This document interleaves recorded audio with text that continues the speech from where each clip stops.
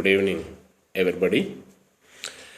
Legal aid implies giving free legal services to the poor and needy who cannot afford the services of a lawyer for the conduct of a case or a legal proceeding in any court, tribunal, or before an authority. Right to legal aid. It is the duty of the state to see that the legal system promotes justice on the basis of equal opportunity for all its citizens. It must therefore arrange to provide free legal aid to those who cannot access justice due to economic and other disabilities. Actually, it is very clearly mentioned in Article 39A of the Constitution of India. However, if the accused does not have sufficient means to engage a lawyer, the court must provide one for the defense of the accused at the expense of the state. This is very clearly mentioned in Section 304 of Criminal Procedure Code. However, the constitutional duty to provide legal aid arises from the time the accused is produced before the magistrate for the first time and continues whenever he is produced for remand. This is very clearly mentioned by the it is the judgment given by the Honorable Supreme Court of India in Khatri 2 versus State of Bihar.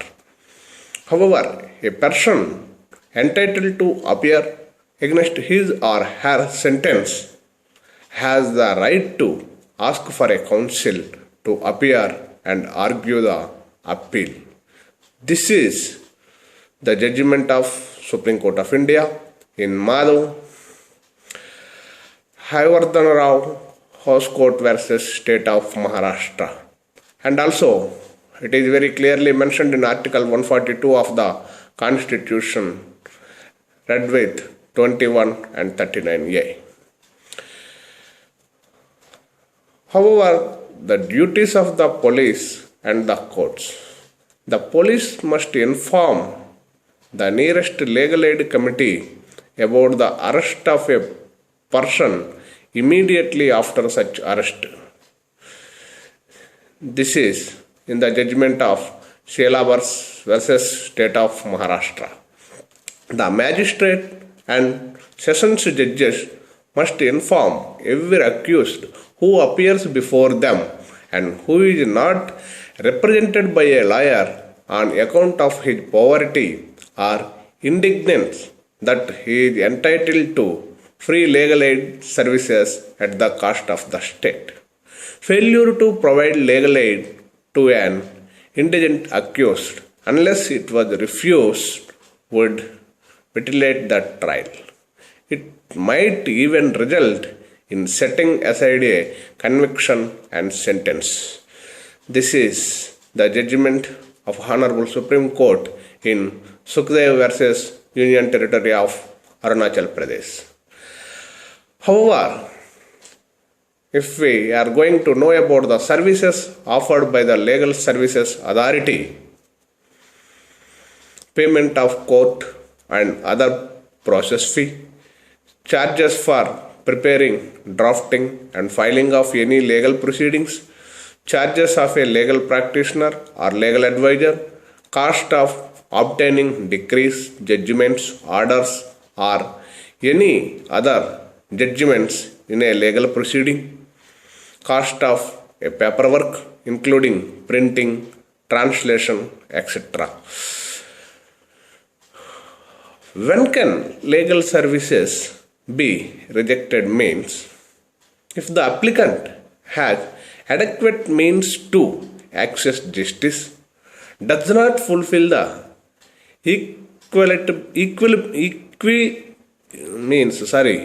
does not fulfill the eligibility criteria, has no merits in his application requiring legal action.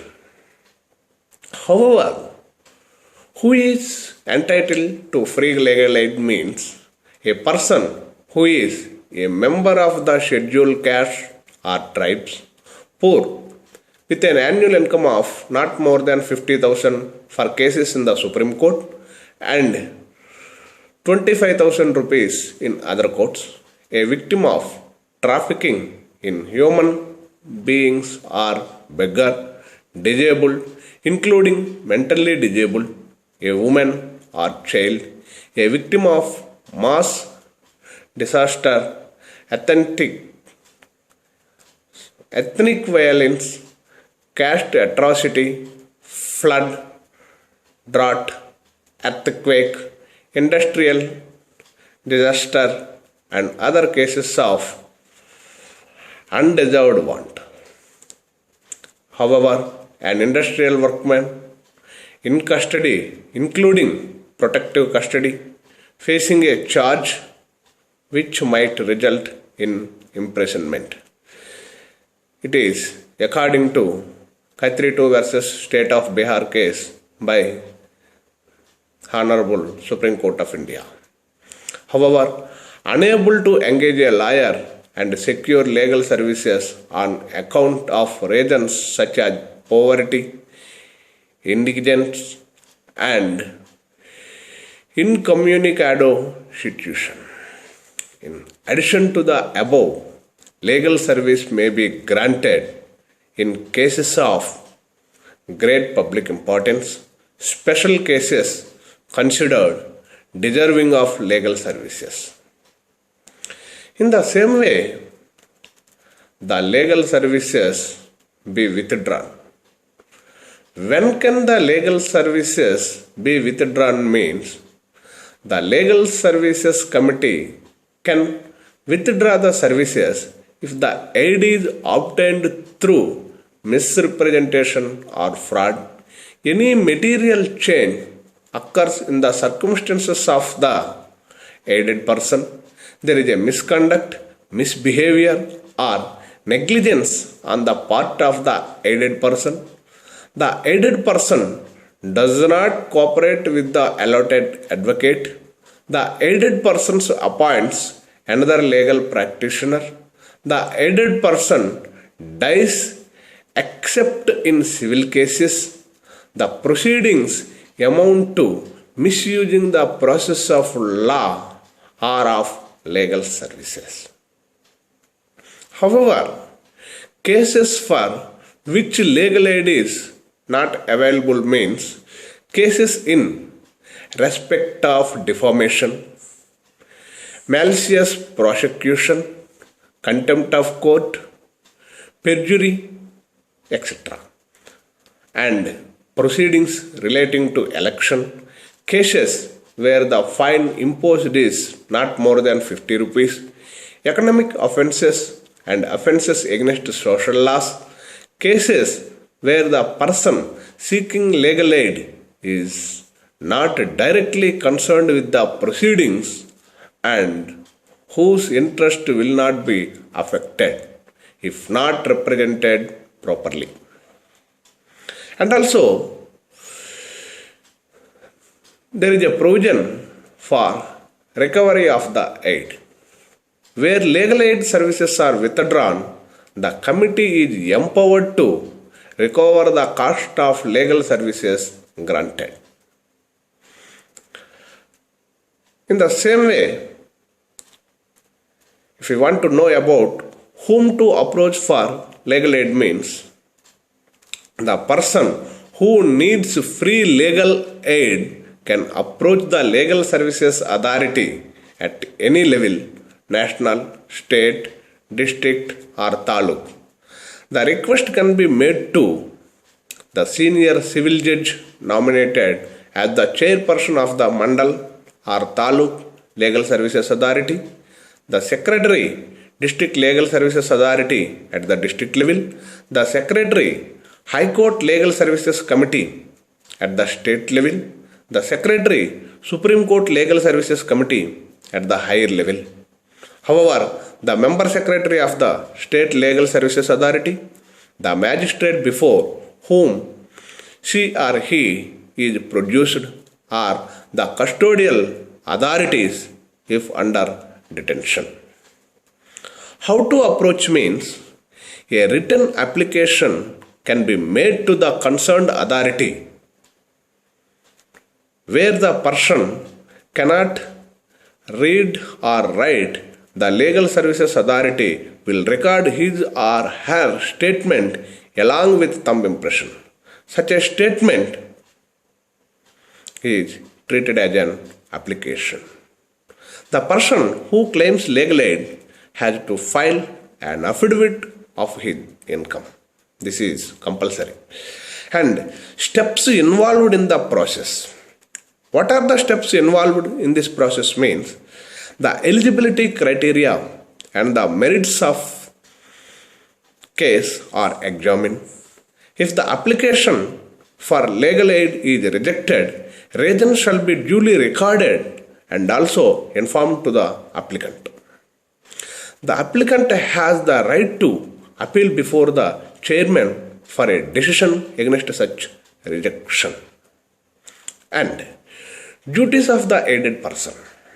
The aided person must comply with the directions given by the Secretary of the Legal Services Authority and attend the office of the committee or court as well as of the advocate assigned as when required. Furnish full and true information to the advocate rendering legal service and not pay any fee or expenses to the advocate rendering legal services. But nowadays, everybody knows that there are Lok Adalats. Just to know about the Lok Adalats are judicial bodies set up for the purpose of facilitating peaceful resolution of disputes between the litigating parties. They have the powers of any ordinary civil court like summoning, examining evidence, etc. Its orders are like any court orders, but the parties cannot appeal against such orders. Lok Adalat can resolve all matters except criminal cases that are non-compoundable. Either one or both the parties to litigation can make an appeal to the court for transferring the case to Lok Adalat, where no compromise or settlement is made by the Lok Adalat. Such a case is transferred to the court and the court deals with the litigation from the stage the Lok Adalat has reached. But here, recently, if we are going to know about two of the schemes introduced by the government of Andhra Pradesh, those are first one, Rajiv Arogyasri scheme and also reimbursement of tuition fee to students scheme. According to the Rajiv Arogyasri scheme, the beneficiary of the scheme are the members of below poverty line families and enumerated and photographed in BPL ration card and available in civil supplies department's databases. The benefit of the family is on floater basis, i.e. means the total reimbursement of 1,50,000 can be availed of individually or collectively by members of the family. An additional sum of 50,000 is provided as buffer to take care of expense if it exceeds the original sum, that is 1,50,000 rupees per family. Cost of cochlear implant surgery with auditory verbal therapy is reimbursed by the trust up to a maximum of 6,50,000 per case. All transactions are cashless for covered producers. A BPL beneficiary can go to any hospital and come out without making any payment to the hospital for the procedures covered under the scheme. The same is the case for diagnostics if eventually the patient does not end up in undergoing the surgery or therapy. Hospitals have to conduct free health camp, thereby taking advanced evaluation to the doorstep of patient. All the primary health centers, PHCs, which are the first contact point area or district hospitals and network hospitals, are provided with help desks managed by Arogya Mitras to facilitate the illiterate patients. The Arogya Mitras were selected by the Jilla Samakyas and Mandal Samakyas under Indira Kranti Pathakam, that is self-help groups.